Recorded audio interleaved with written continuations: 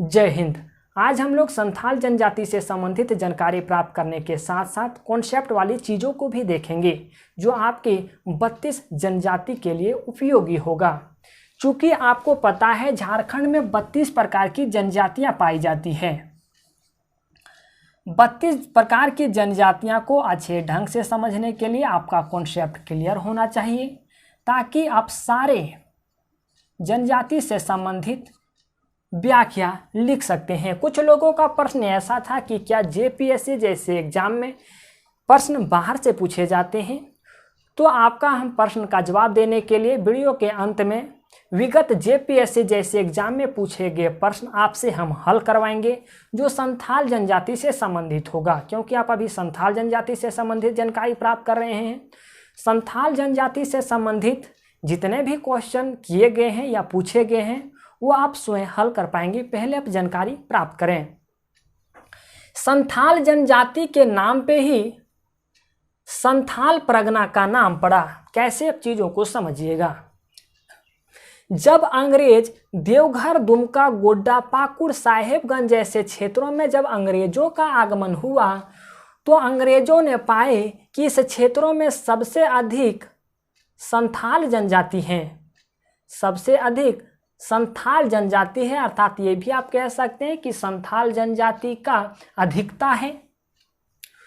तो अंग्रेजों ने इस क्षेत्र को देवघर, दुमका, साहेबगंज, गोड्डा, पाकुड़ जैसे क्षेत्रों को एक नाम से संबोधित करने के लिए उन्होंने इस क्षेत्र का नाम संथाल परगना रख दिया। संथाल परगना क्यों रखा? क्योंकि यहाँ संथाल जनजाति की अधिकता थी। और किसने रखा? तो अंग्रेजों द्वारा रखा गया है। चीज़ों को आप समझ गए होंगे कि संथाल परगना का जो नाम, जिसे आप अभी संथाल परगना जानते हैं, जिसके अंतर्गत देवघर, दुमका, गोड्डा, पाकुड़, साहेबगंज जैसे क्षेत्र आते हैं, वो संथाल परगना का नाम अंग्रेजों द्वारा दिया गया। और क्यों दिया गया? तो संथाल जनजाति की अधिकता होने के कारण अंग्रेजों ने इस क्षेत्र का नाम संथाल परगना रखा। संथाल जनजाति झारखंड में सबसे अधिक पाए जाते हैं। कहने का मतलब यह है कि आपके झारखंड में 32 प्रकार की जनजातियां पाई जाती हैं। तो 32 प्रकार की जनजातियां में भी सबसे अधिक जो सब जनजाति पाई जाती है वो संथाल जनजाति पाई जाती है। चलिए हम आपको आंकड़ा से बताते हैं। अगर हम 32 प्रकार की जनजातियां की बात करते हैं तो अगर 32 प्रकार की जनजातियां को मिला करके उनकी आबादी 100% है तो 100% में से 35% अकेले संथाल जनजाति है। संथाल जनजाति है। अर्थात झारखंड की जनसंख्या की दृष्टि से झारखंड की सबसे बड़ी जो जनजाति है वो संथाल जनजाति है। ये हुआ हमारे झारखंड में इनका पहला स्थान है संथाल जनजाति की। और अगर देश में पूछे कि देश में संथाल जनजाति का कौन सा स्थान है तो तीसरा है। देश में पहला किसका है? पहला है भील का, दूसरा है गोंड का और तीसरा है संथाल का। चीज़ों को समझिएगा। अगर राज्य हमारे झारखंड में पूछे तो पहला स्थान पे है और देश में पूछे तो तीसरा स्थान पे है।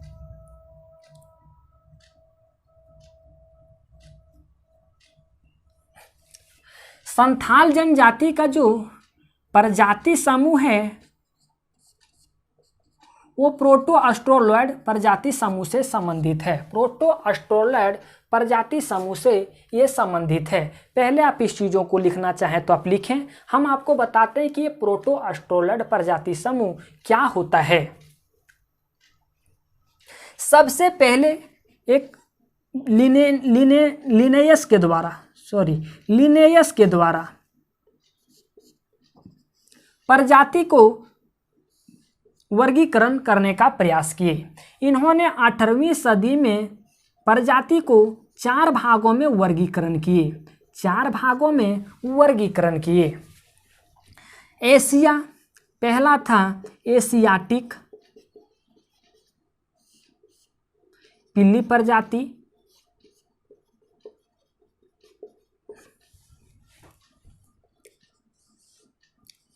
यूरोपीय श्वेत प्रजाति, यूरोपीय श्वेत प्रजाति,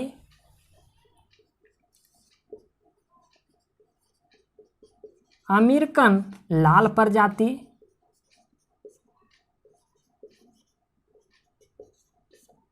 या अफ्रीकन काली प्रजाति।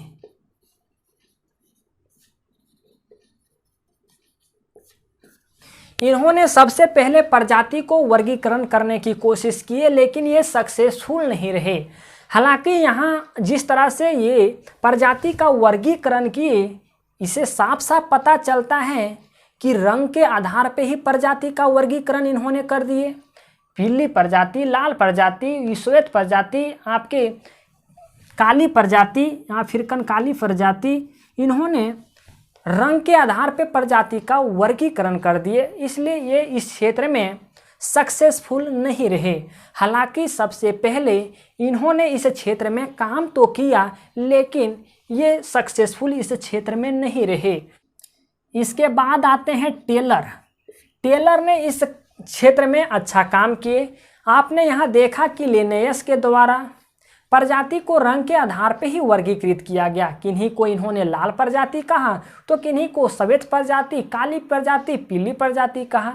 लेकिन इसके बाद लिनेयस के बाद जो आते हैं वो टेलर आते हैं। टेलर ने विश्व के प्रजाति को 7 भागों में वर्गीकृत किया। इन्होंने अच्छे ढंग से वर्गीकृत किया। पहला है नेग्रिटो, दूसरा है निग्रो, तीसरा है ऑस्ट्रोलॉयड, चौथा है मेडिटेरियन, पांचवा नार्डिक, छठा अल्पाइन और सातवां है मंगोलाइड। इन्होंने बॉडी को स्ट्रक्चर को देख करके, चेहरा के रंग को देख करके, गला की लंबाई को देख करके, माथा की चौड़ाई और उनकी लंबाई को देखते हुए, उनके बाल कैसे हैं वो चीज़ को देखते हुए, सारे चीज़ को देखते हुए टेलर ने प्रजातियों का वर्गीकरण किए हैं। जैसा इमेज में हम आपको यहाँ एक चीज़ें दिखा रहे हैं, देखिए यहाँ 2 प्रजाति से संबंधित लोग हैं। एक के माथा चौड़ा है तो एक का लंबा है। इससे ये अंदाज़ा लग जा रहा है कि इनका संबंध अलग अलग प्रजाति से रहा होगा, तभी इसमें भिन्नता देखने को मिलती है। अर्थात इनके प्रजाति भिन्न भिन्न रहे होंगे, अलग अलग रहे होंगे, तब इनके जो माथा है, या तो आप इसे गला भी देख पा रहे होंगे, तो गला में भी भिन्नता देखने को मिलती है। इससे स्पष्ट ये पता चला कि हमारे जो विश्व में जो प्रजातियां हैं वो अनेक प्रकार की प्रजातियां हैं, जिसमें से आपको यहाँ दिखाई दे रहे हैं। आप कैसे पहचानेंगे कि ये कोई भी व्यक्ति है वो निग्रेटो प्रजाति से संबंध रखता है? तो उनका हम पूरी आपको यहाँ जानकारी तो नहीं दे सकते हैं। अगर हम इसके बारे में जानकारी देने लगे तो बहुत लंबी वीडियो बन जाएगी। हम आपको यहाँ एक संक्षिप्त जानकारी देते हैं। नेग्रिटो प्रजाति से संबंधित जो होंगे, उनका जो आकार होगा, माथा का आकार, वो 68 से 70 होगा। 68 से 70 यहाँ लंबाई और चौड़ाई की अनुपात बताई जा रही है।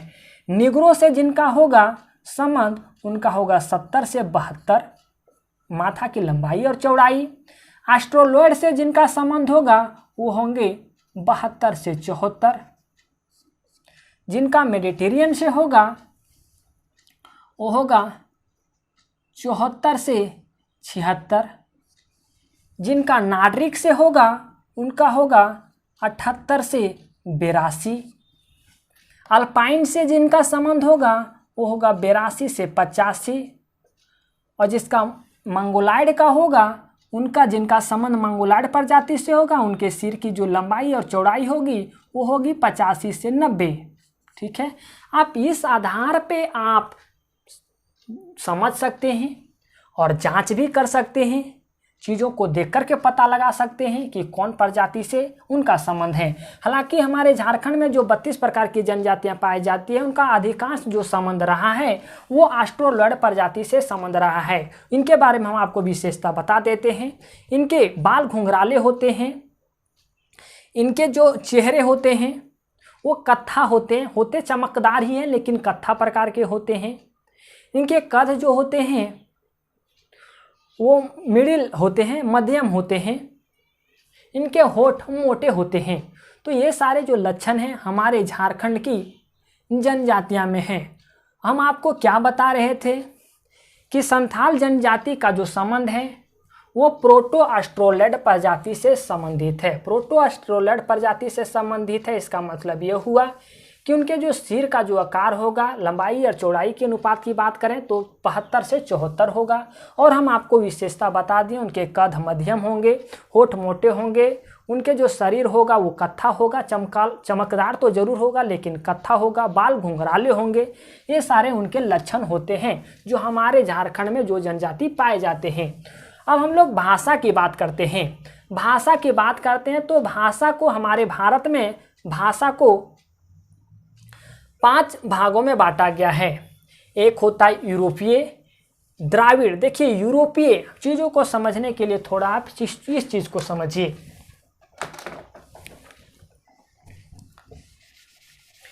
हम कैसे जानेंगे कि कौन सी भाषा का संबंध यूरोपीय भाषा परिवार से है?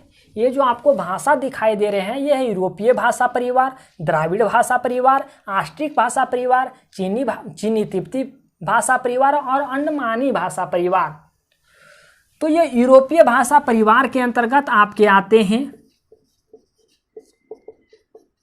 हिंदी, आपके आते हैं इंग्लिश, उर्दू, ठीक। ये सारे जो भाषाएं आते हैं वो यूरोपीय भाषा परिवार के अंतर्गत आते हैं। चीज़ों को आप ऐसे भी समझिए कि एग्जाम्पल के तौर पे, जैसे मान लीजिए कि एक वंश है, ये एक वंश परिवार है, ठीक है। इस वंश से मान लिया जाए कई लोगों का जन्म हुआ। मान लीजिए आप सोहन, रोहन, परवीन, कुमार, ये सारे जो लोग हैं वो किस परिवार से संबंध रखते हैं? तो वो ये वंश परिवार से संबंध रखते हैं। आप ये कह सकते हैं कि जो रोहन है, सोहन है, परवीन है या कुमार है, इनका संबंध जो है वो ये परिवार से है। ठीक उसी प्रकार से हिंदी, इंग्लिश, उर्दू जो आप अभी देख रहे हैं उनका संबंध जो है वो यूरोपीय भाषा परिवार से संबंध है, ठीक है। वैसे हम लोग द्राविड़ भाषा परिवार की बात करते हैं तो द्राविड़ भाषा परिवार में आता है कुडुक, लिखिएगा कुडुक, मलयालम और आपका तमिल।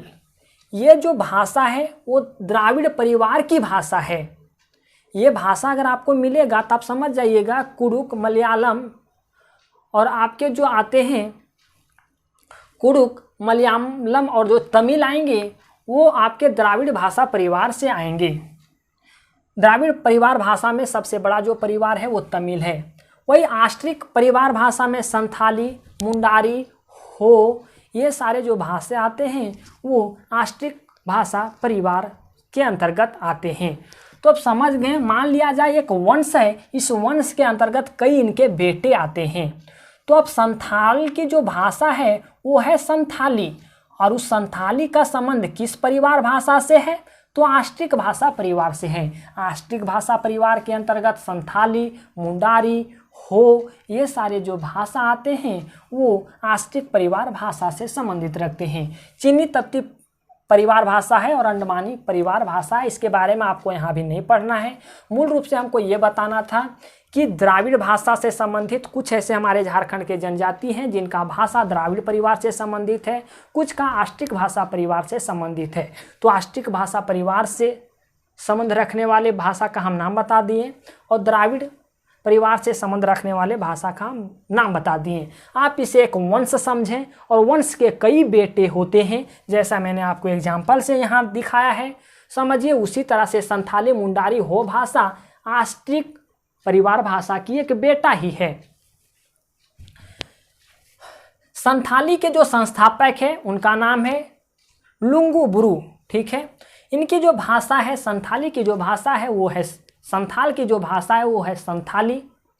कहीं कहीं आपको संताली भी मिलेगा, लेकिन ध्यान दीजिएगा रोमन में संताली कहा जाता है, लेकिन हम लोग देवनागरिक में बात करें हिंदी में तो इसे संथाली कहा जाता है। लिपि की बात करें तो इनकी जो लिपि है वो ओल चिकी है। गोत्र गोत्र की बात करें, हम आपको पीछे वाले वीडियो में बताए थे कि गोत्र क्या होता है, ठीक है, वहां से चीज़ों को आप देखेंगे। गोत्र इनके 12 हैं: सोरेन, हेब्रम, किस्कू, बास्के, बेसरा, पोरिया, मुर्मू, होसदा, टुडू, गेंडुआर, चौड़े और मरांडी। हालांकि इसके कुछ गोत्र के चिन्ह भी होते हैं, चिन्ह होंगे नीलगाय, नाग, भेड़। हालांकि एग्जाम में नहीं पूछे जाते हैं, तो ये चीज़ें हम नहीं लिखा है, आपके एग्जाम में ये पूछे जाते हैं कि कौन ऐसे गोत्र हैं और गोत्र कितने हैं, संथाली में गोत्र कितने हैं, संथाल जनजाति में गोत्र कितने हैं। नेक्स्ट है संथालों के वर्ग। देखिए जनजाति एक ही है लेकिन उसमें भी कई वर्ग हैं। जैसे अगर आप आधुनिक दौर में देखा जाए तो आप जानते होंगे यादव को, यादव एक जाति ही है, ठीक है। इसमें भी 2 वर्ग के लोग आते हैं, इसमें भी वर्ग अगर बांटा जाए तो 2 लोग आते हैं। एक होता है, आप सुने होंगे घोसिन, यादव ही है लेकिन वो आता है घोसिन, और एक आता है किस्नौत, ठीक है, एक आता है घोसिन और किस्नौत। जाति तो एक ही है यादव, लेकिन इसका भी वर्गीकरण अगर किया गया तो इसके भी 2 वर्ग निकल गए, एक किस्नौत और एक घोसिन। ठीक उसी प्रकार से संथाल तो जनजाति एक ही है, लेकिन इसके भी जब वर्गीकरण किए गए तो 4 इसके वर्ग निकल गए: सोरेनहड़ सिपाही, किस्कूहड़ राजा, मुर्मूहड़ पुजारी और मारूडीहड़ कृषक, ठीक है। अब कुछ वर्ड आते हैं जो आपको याद रखना आवश्यक होगा। संथाल जनजाति में शादी को बापला कहा जाता है। बापला जो आप देख पा रहे हैं यहाँ, बापला, शादी को बापला कहा जाता है। और इनके यहाँ शादी कई प्रकार के होते हैं, शादी के कई प्रकार हैं जिसे हम लोग किरिंग कहते हैं, किरिंग बापला। आप हर एक वर्ड के बाद बापला जोड़ सकते हैं, गोलाइट बापला, ठुनकी दिपिल बापला। तो ये किरिंग बापला, किरिंग बापला में क्या होता है, शादी यहाँ कई प्रकार से किए जाते हैं संथाल जनजाति में, उसमें से हम आपको बता रहे हैं किरिंग बापला। किरिंग बापला में जो शादी होता है वो अगुआ के माध्यम से होता है। अगुआ के माध्यम से मतलब अगर शादी लड़का के घर और लड़की के घर के बीच जो समन्वय स्थापित करने की जो बात करता है उसी को तो हम लोग अगुआ कहते हैं। इसका बात यहाँ तक बढ़ा दिया, इसका बात यहाँ तक बढ़ा दिया, यहाँ से रिलेशन बन जाता है, उसी को तो हम लोग अगुआ बोलते हैं। शादी ब्याह में आप सुने होंगे अगुआ। इसी चीज़ को हिंदी के सेंटेंस में बोला जाता है, मध्यस्थ के माध्यम से जो शादी की जाती है उसी को हम लोग किरिंग बापला कहते हैं। तो वही बात है, जो अगुआ के माध्यम से चीज़ों को एक रिलेशन में जोड़ा जाता है उसी को हम लोग किरिंग बापला कहते हैं। एक होता है गोलाइट बापला। गोलाइट बापला में क्या होता है कि एक परिवार से लड़की गई, जैसे आप यहाँ समझिए,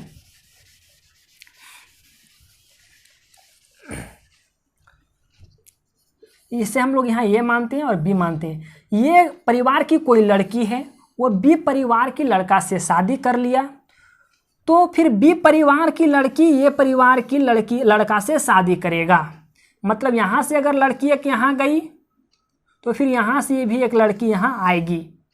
इसी को हम लोग कहते हैं गोलाइट बापला। इसी को अगर हम लोग विनिमय बापला कहेंगे तो कोई दिक्कत है, विनिमय बापला भी कह सकते हैं, विनिमय बापला भी कह सकते हैं, क्योंकि यहाँ चीज़ों का आदान प्रदान तो ही हो रहा है। यहाँ से एक लड़की गई, फिर यहाँ से एक लड़की आई इसके घर, इस घर से एक लड़की बी के यहाँ गई तो बी से भी एक लड़की ए के पास आई, तो यहाँ विनिमय तो ही हो रहा है, आदान प्रदान ही तो हो रहा है। तो हम लोग गोलाइट बापला ना करके इसे हम लोग विनिमय बापला कह देंगे तो कोई दिक्कत नहीं होगा। टुनकी दिपिल, टुनकी दिपिल ये होता है कि इसमें से ये जो शादी प्रचलित होती है संथाली जनजाति में, वो गरीब परिवार में ये प्रचलित होती है। कन्या को लड़के के घर ले जाया जाता है, वहीं सिंदूर दान किया जाता है, उसी को हम लोग कहते हैं टुनकी दिलीप बापला। एक बहादुर बापला होता है। बहादुर बापला मतलब लड़का लड़की भाग करके जो जंगल में शादी करता है उसी शादी को हम लोग बहादुर बापला कहते हैं। एक होता है संगा बापला। संगा बापला में यह होता है कि अगर किसी भी महिला का पति की मृत्यु हो जाती है तो वो महिला किसी अन्य पुरुष से शादी करती है, उसी को हम लोग कहते हैं सांगा बापला। एक होता है निर्बलक बापला। तो ये निर्बलक जो बापला होता है उसमें लड़की लड़का के घर अपनी मर्जी से पहुंच जाती है और वहां से वो हटती नहीं है जब तक कि उनकी शादी नहीं करवा दी जाती। इसी शादी को हम लोग निर्बलक बापला कहते हैं। देखिए ये कंडीशन ऐसा होता है कि लड़का लड़की जब प्यार करता है तो लड़का कभी कभी धोखा दे देता है, तो लड़की मजबूरी में उसके घर में जा कर के बैठ जाती है, फिर उसका शादी करा दिया जाता है। तो इसी शादी को हम लोग निर्बलक बापला कहते हैं। एक होता है राजा राजी बापला। राजा राजी बापला में ये होता है कि जब दो लोगों के बीच प्रेम हो जाता है, लड़का लड़की के बीच जब प्रेम हो जाता है तो वे समाज की सहमति से अर्थात समाज की स्वीकृति के बाद जो शादी करवा दी जाती है, वैसे शादी को हम लोग राजा राजी बापला कहते हैं। एक होता है किरिंग जवाय। किरिंग जवाय जो होता है वो लड़की शादी से पहले गर्भधारण कर लेती है, उसके बाद उनकी शादी करवाई जाती है, उसी को हम लोग कहते हैं किरिंग जवाय। लड़की शादी से पहले गर्भधारण करती है और उसे उसी लड़के से शादी करवा दिया जाता है जो एक दूसरे को वो पसंद होते हैं, उसी लड़के से शादी करवाई जाती है, उसी को हम लोग कहते हैं किरिंग जवाय। एक होता है वितूत इतूत। इतूत किसी अवसर पे लड़का लड़की शादी कर लेते हैं, ये लड़का लड़की को सिंदूर दे देता है, इसी शादी को हम लोग इतूत कहते हैं किसी अवसर पे। एक होता है धरदी। धरदी क्या होता है कि लड़का लड़की के घर आकर के ही रहता है, जिसे हम लोग कहते हैं घर जवाएं। तो लड़का लड़की के घर ही आकर के रहता है, इसी को कहते हैं हम लोग धरदी बापला। ठीक है, तो शादी जो हो गए वो इतने प्रकार के हमारे संथाल जनजाति में शादी होते हैं। गोत्र की बात करें तो गोत्र 12 प्रकार के होते हैं, और उपगोत्र की बात करें, उपगोत्र को खुट भी कहा जाता है। उपगोत्र की बात करें संथाल जनजाति में तो 144 144 उपगोत्र पाए जाते हैं। कुछ वर्ड यहाँ आपको दिखाई देंगे। वधूमूल। वधूमूल क्या होता है, तो पहले अभी के समय में क्या होता है कि लड़की लड़का वालों को दहेज देते हैं, लेकिन पहले के समय में क्या होता है कि उपहार के तौर पे लड़का के द्वारा लड़की को उपहार के रूप में कुछ पैसे दिए जाते थे, उसी को हम लोग वधूमूल कहते हैं। आज के समय में क्या होता है कि लड़का लड़की वालों से डिमांड करता है पैसे का, जिसे हम लोग आज गिफ्ट तो नहीं कह सकते, उपहार तो नहीं कह सकते, उसको हम लोग दहेज कहते हैं। लेकिन पहले के ज़माना में क्या होता था कि लड़का खुद लड़की के घर वालों को कुछ पैसा देता था उपहार के रूप में, वो 150 रुपया हो या कुछ भी हो, उसी को हम लोग कहते हैं वधूमूल। एक हो चाहे मांझी थान। मांझी थान में क्या होता है कि वहाँ पंचायत बैठाई जाती है। जो संथाल जनजाति में जितने भी विवाद होते हैं उस विवाद का जो निपटारा किया जाता है उसका एक स्थल होता है। आजकल के अगर देखा जाए तो चौक पे भी पंचायत किया जाता है, लेकिन संथाल जनजाति में जिस जगह पे पंचायत किया जाता है, गांव के विवादों का निपटारा किया जाता है, उसको हम लोग कहते हैं मांझी थान। मांझी थान के पास ही गांव के प्रमुख मांझी का घर होता है। ध्यान रखिएगा, है एक चीज़ अपवाद है कि मांझी थान में महिला को जाना वर्जित है, महिला मांझी थान में नहीं जाती है। इसी मांझी थान में एक देवता रहते हैं जिसे हम लोग हड़ाम बोंगा कहते हैं, और हड़ाम बोंगा की जो पुजारी होते हैं या तो इसका पूजा जो करते हैं, हड़ाम बोंगा का जो पूजा करते हैं वो मांझी करते हैं। ठीक, तो आप यहाँ मांझी थान से समझ गए कि मांझी थान के पास मांझी का घर होता है, यहाँ विवादों का निपटारा किया जाता है, इसमें महिलाओं को जाना वर्जित होता है। मांझी होता है वो गांव का प्रधान होता है, हम आगे लिखा दिए हैं, गांव का प्रधान मांझी होता है। माह, हम लोग क्या कहते हैं, महीना कहते हैं, हम लोग मंथ कहते हैं। वैसे संथाल जनजाति में माह को बोंगा कहा जाता है, बोंगा। ठीक है, खोदना, ऐसी एक परंपरा है संथाल जनजाति में कि अगर आप बाएं हाथ में सिक्के नहीं छपवाते हैं, खोदना नहीं छपवाते हैं, तो कोई भी लड़की आपसे शादी नहीं करना चाहेगी। एक परंपरा है कि अगर आप संथाल जनजाति के पुरुष हैं तो आप बाएं हाथ में आपको खोदना होना आवश्यक होगा, नहीं तो कोई भी लड़की शादी नहीं करना चाहेगी। इसी खोदना एक चित्रकला होता है। चित्रकला और जो बुनाई का काम होता है वो संथाल जनजाति में काफ़ी प्रचलित है। चित्रकला की बात करें तो एक चित्रकला के कई प्रकार होते हैं, जैसे अब प्रजाति के कई प्रकार थे, भाषा के कई प्रकार थे, वैसे चित्रकला के भी कई प्रकार होते हैं। उसी में से संथाल जनजाति में एक चित्रकला है जिसे हम लोग कोम्ब कट चित्रकला कहते हैं।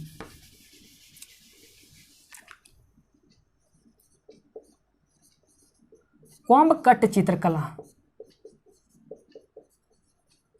ये काफी प्रचलित चित्रकला है। इसमें संथाल जनजाति बर्तनों का चित्र बनाते हैं और बुनाई भी करते हैं, लेकिन इसकी जो चित्रकला जो काफ़ी प्रचलित चित्रकला है, चित्रकला तो कई हैं लेकिन कोम्ब कट चित्रकला संथाल जनजाति में काफ़ी प्रचलित चित्रकला है। ठीक, एक सजा, संथाल जनजाति में जो सबसे बड़ी सजा है वो है बिटलाहा। बिटलाहा का सजा कब दिया जाता है? आज के दौर में देखा जाए तो सबसे बड़ी सजा जो है वो फांसी की सजा है, लेकिन संथाल जनजाति में जो सबसे बड़ी सजा है वो बिटलाहा की सजा है। बिटलाहा की सजा तब दी जाती है जब कोई अवैध तरीके से यौन अपराध करता है। यौन अपराध करता है तो वैसी स्थिति में उसे बिटलाहा की सजा दी जाती है। ये बिटलाहा की सजा आप ये समझिए कि ये संथाल जनजाति में सबसे बड़ी सजा को हम लोग बिटलाहा की सजा कहते हैं, और ये तब दिया जाता है जब कोई अवैध तरीके से यौन शोषण करता है या यौन अपराध करता है। ठीक, एक होता है कुकमू। कुकमू ये संथाल जनजाति की एक कहानी की एक किताब होती है, उसी को हम लोग कहते हैं कुकमू। कहानी का एक संग्रह का किताब, संथाल जनजाति में कहानी की एक छोटी सी किताबों का जो संग्रह है उसी को हम लोग कुकुम कहते हैं, कुकुमू कहते हैं। सरदार, जैसे लड़का लड़की को कहीं कहीं लड़का लड़की कहा जाता है, तो कहीं छोरा छोरी कहा जाता है, तो कहीं बाबू नूनी कहा जाता है।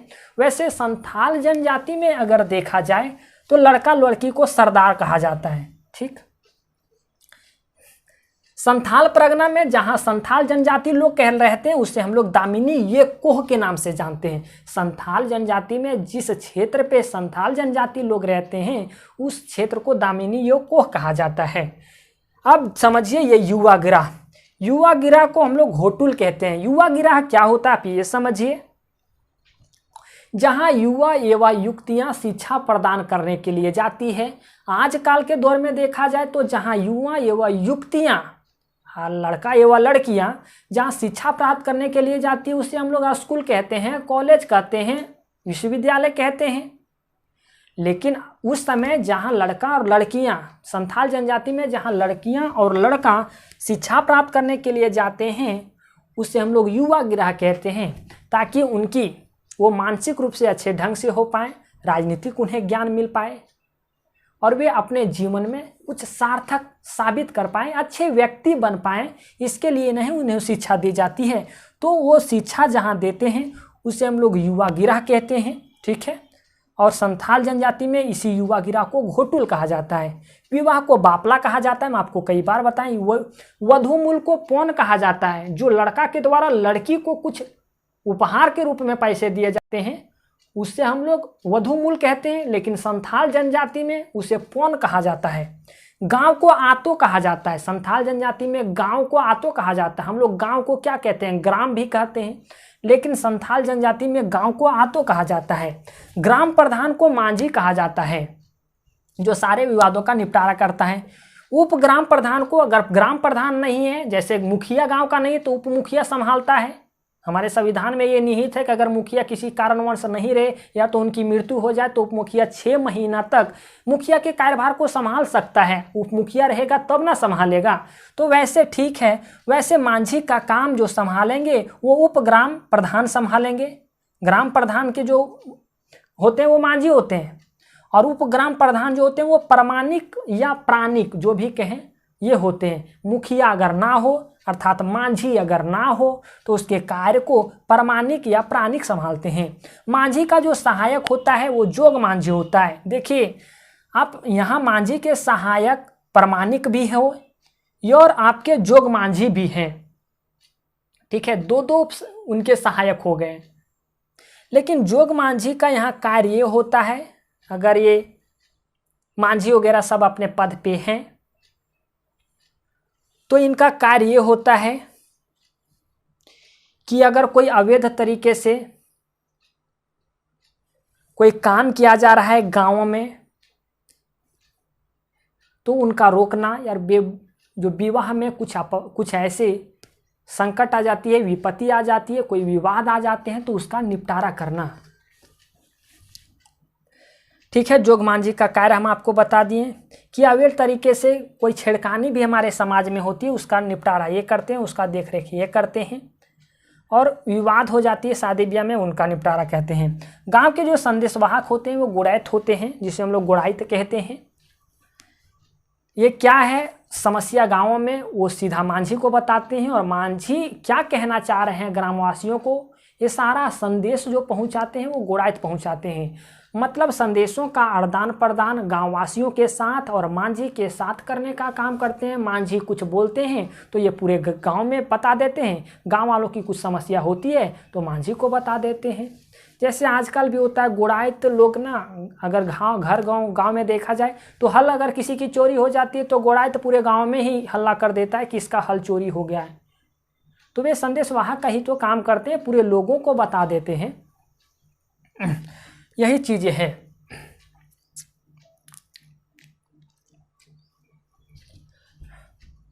संथाल जनजाति में पर्व त्यौहार की अगर हम लोग बात कर लेते हैं तो ये आषाढ़ माह से संथालों में त्यौहार की शुरुआत होती है। आषाढ़ माह से संथालों में त्यौहार की शुरुआत होती है। एक होता है बापरब, बापरब जिसे हम लोग सरहुल कहते हैं, कर्मा भी मनाता है, एरेक मनाता है, एरोक मनाता है। ये आषाढ़ माह के में बीज बोते समय ये मनाया जाता है। आषाढ़ माह में बीज बोते समय एक बंधना हरियाण होता है। सावन माह में धान की हरियाली की अच्छी फसल हेतु मनाया जाता है। धान अगर ये लोग बुआई करते हैं सावन में, अच्छी फसल होती तो नहीं है उस समय, लेकिन उसकी हरियाली अच्छी ढंग से हो जाए, रौनक आ जाए धान में, तो उसी खुशी में इन लोग एक पर्व मनाते हैं जिसे हम लोग कहते हैं बंधना हरियार। नेक्स्ट है जापला सोहराई, कार्तिक अमावस्या में पशुओं को सम्मान हेतु। हालांकि आपको पता है कि झारखंड के अधिकतर जनजातियों का जो जीवन यापन है वो कृषि पे आधारित है। इनका जो जीवन निर्वाह है वो कृषि पे आधारित ही है। इसमें कृषि कार्य में जानवरों की अहम भूमिका होती है, तो उनके लिए, जानवरों के लिए एक पर्व मनाया जाता है जिसे हम लोग जापला सोहराई कहते हैं। एक होता है सकरात, घर परिवार की कुशलता हेतु एक पर्व मनाया जाता है जिसे हम लोग सकरात कहते हैं। नेक्स्ट है भांगसिम, माघ माह में अगले वर्ष। इन लोग का मानना है कि माघ माह जब आता है तो भी नई वर्ष की शुरुआत होती है, सो उसी को उत्साह में एक भागसिम त्यौहार मनाते हैं। बाहा पर्व, फागुन माह होता है तो वे शुद्ध जल की होली खेलते हैं। आर्थिक व्यवस्था की अगर बात की जाए तो इन लोग का जो जीवन है वो कृषि पे आधारित है। तो इन्होंने ज्वार, बाजरा, धान, कपास, गन्ना, धान, दाल की खेती करते हैं। और कोई विशेष परिस्थितियां में इन्होंने जंगलों के फल फूल भी खाते हैं। सूअर, भेड़, गाय, भैंस इन लोग पालते हैं, अर्थात इनके पालतू जानवर हैं। इनमें बिंडी पीने की भी प्रचलन है और हंडिया भी पीते हैं, जिसे अपने भाषा में पोचाई कहते हैं। पोचाई भी कहते हैं, ये हंडिया पीने की प्रचलन है। इस जनजाति में जादू टोना भी किया जाता है। इस जादू टोना के जो विशेष होते हैं वो महिला होते हैं। महिलाओं को जादू टोना में इस जनजाति में विशेष माना जाता है। मतलब वे जनजाति में महिला जादू टोना में अधिक जानकारी रखते हैं। आइए अब हम लोग देखते हैं धार्मिक व्यवस्था। धार्मिक व्यवस्था समझने से पहले आप इस चीज को समझिए कि इस जनजाति में सखुआ और महुआ का ऐसे एक झुरमुट बना हुआ होता है। झुरमुट कहने का मतलब कि एक घना जंगल में ऐसे ही एक चीज़ें आकार बन जाना, पेड़ों के माध्यम से ऐसा एक आकार बन जाना जो नीचे छाया हो। यहाँ इनके एक होते हैं जहेर थान, एक यहाँ जहेर थान होता है। जहेर थान ये समझिए आप कि सारे देवी देवताओं का जो होता है वो स्थल।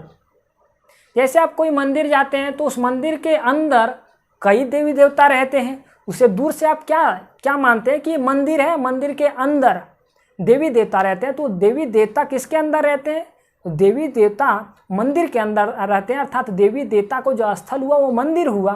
ठीक उसी तरह से संथाल जनजाति में देवी देवता का जो स्थान हुआ वो जहेर थान हुआ। सिंहबोंगा रहते हैं, इनके प्रमुख देवता सिंहबोंगा हैं जिसे हम लोग ठाकुर जी कहते हैं। दूसरा प्रमुख देवता मरांग बुरु हैं। मुख्य ग्राम देवता की बात करें तो जहरेरा हैं। गिरह देवता की बात करें तो ओरांग बोंगा हैं। ठीक है। धार्मिक इनके प्रधान जो होते हैं वो नायके होते हैं। इनके धार्मिक प्रधान जो होते हैं वो नायके होते हैं। आज के जो धार्मिक प्रधान होते हैं वो पांडे होते हैं इधर की बात करें तो। और मांझी थान में आपको हम बताएं कि हड़ाम बोंगा होते हैं, और मांझी थान के बगल ही मांझी गांव के प्रमुख जो होते हैं मांझी, उनका घर होता है। महिलाओं को जाना यहाँ वर्जित होता है। मांझी थान में ही सारे विवादों, गांव स्तर के विवादों का निपटारा किया जाता है। चीज़ों को हम आपको बताएं। अब थोड़ा इनकी प्रशासनिक व्यवस्था को आप समझ लें। हालांकि इसके पहले हम प्रशासनिक व्यवस्था को अच्छे ढंग से बता दिए हैं। अगर आप इस वीडियो को नहीं देखे हैं तो इस वीडियो के डिस्क्रिप्शन में उस वीडियो का लिंक मिलेगा, उस वीडियो को भी आप देख लें ताकि आप उस चीज़ को अच्छे ढंग से समझ पाएँ। देखिए, गाँव स्तर पर अगर निपटारा कौन करते थे, कोई भी विवाद आ गया तो मांझी। अगर गांव स्तर पे मांझी द्वारा कोई भी विवाद का निपटारा नहीं किया जा गया तो वह जो विवाद है वो कहाँ भेज दिया जाता है? वो देश मांझी के पास भेज दिया जाता है। देश मांझी का निर्माण 5 से 8 गांव मिला करके किया जाता है ना। और अगर देश मांझी में अगर कोई विवाद का निपटारा नहीं हुआ तो वैसी स्थिति में परगना में उस विवाद को भेज दिया जाता है। यहाँ 15 से 20 गांवों को मिला करके एक परगना का निर्माण किया जाता है और यहाँ का जो होगा वो निर्णय सर्वमान्य होगा। परगना में जो जिनके प्रमुख होते, परगना के प्रमुख को हम लोग परगनेत कहते हैं। क्या कहते हैं? परगनेत कहते हैं। ठीक इसी तरह से आज की चीज़ों से आप तुलना कर सकते हैं। अगर कोई भी विवाद का निपटारा डिस्ट्रिक्ट कोर्ट में नहीं हो पाता है तो हाई कोर्ट ले जाया जाता है। अगर हाई कोर्ट में नहीं होता है तो सुप्रीम कोर्ट ले जाया जाता है। सुप्रीम कोर्ट का निर्णय आपको मानना पड़ेगा, इसके अलावा और ऊपर कहीं आप नहीं जा सकते हैं। ठीक उसी तरह से परगना में जो आपको निर्णय दिया गया परगनेत के द्वारा, वो निर्णय आपको मानना पड़ेगा, उससे बाहर आप कहीं नहीं जा सकते हैं। उम्मीद है ये चीज़ें आपको समझ आई होगी और आप इसे समझ पाए होंगे। कुछ चीज़ें आप लोग और ऐड कर लीजिएगा। संथाल जनजाति झारखंड में रहने से पहले पश्चिम बंगाल में रहा करते थे, जिन्हें सायोतार के नाम से जाना जाता था। पहले संथाल जनजाति पश्चिम बंगाल में रहते थे, इन्हें पश्चिम बंगाल में सायोतार के नाम से जाना जाता था। एक पॉइंट आप लोग यहाँ लिखिएगा। पॉइंट आप लोग ये लिखिएगा कि संथाल जनजाति में एक शादी करने की परंपरा है, लेकिन अगर विकट स्थितियां आ जाती है, कोई ऐसी स्थितियां परिस्थितियां आ जाती है, या तो कभी किसी के पति का मृत्यु हो जाए या किसी की पत्नी की मृत्यु हो जाएगा, तो वैसी स्थितियां में एक और शादी कर सकते हैं। लेकिन ऐसी परंपरा है, अगर कोई ऐसी स्थिति नहीं आए तो वे एक ही शादी करते हैं। 2 पॉइंट आप लोग लिखिएगा।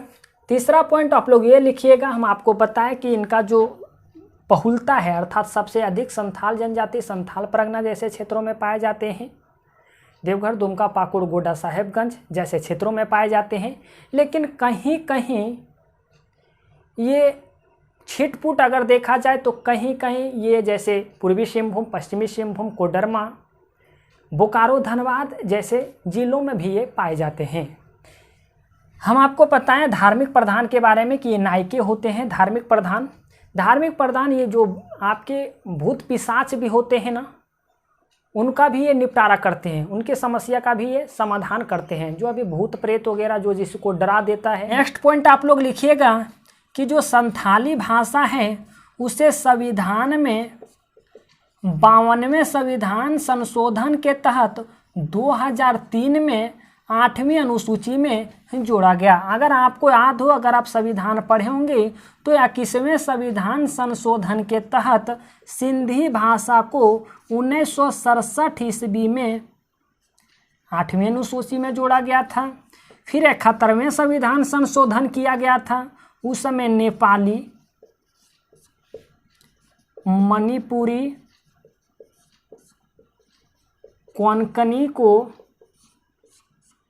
8वीं अनुसूची में जोड़ा गया था। और कब किया गया था? तो 1992 में 71वां संविधान संशोधन किया गया था। फिर 52वें संविधान संशोधन किया गया। इस समय बोडो, डोगरी, मैथिली, संथाली को जोड़ा गया। ठीक है, और ये 52वें संविधान संशोधन 2003 में किया गया था और 8वीं अनुसूची में जोड़ा गया। जब आपसे हल करवाते हैं, ये 5वीं जेपीएससी में पूछा गया प्रश्न। इस बुक में 96 नंबर क्वेश्चन यहाँ दिखा रहा है। संथालों में गांव के प्रधान को क्या कहते हैं? जैसा कि मैंने आपको बताया, इसका ऑप्शन है महतो, दूसरा है पढ़ा, तीसरा है मुखिया और चौथा है मांझी। तो इसका सही ऑप्शन है मांझी, जैसा मैंने आपको यहाँ बताया भी था। तो संथालों में गांव के प्रधान को क्या कहते हैं? इसका ऑप्शन डी सही है। आपको जैसा स्क्रीन पे दिखाई दे रहा है, इसका सही ऑप्शन है मांझी। फिर तीसरी जेपीएससी में पूछा गया प्रश्न है, 69 नंबर क्वेश्चन यहाँ दिखा रहा है, 2003 थर्ड जेपीएससी 2003 में पूछा गया जो क्वेश्चन है, क्वेश्चन नंबर 69 है।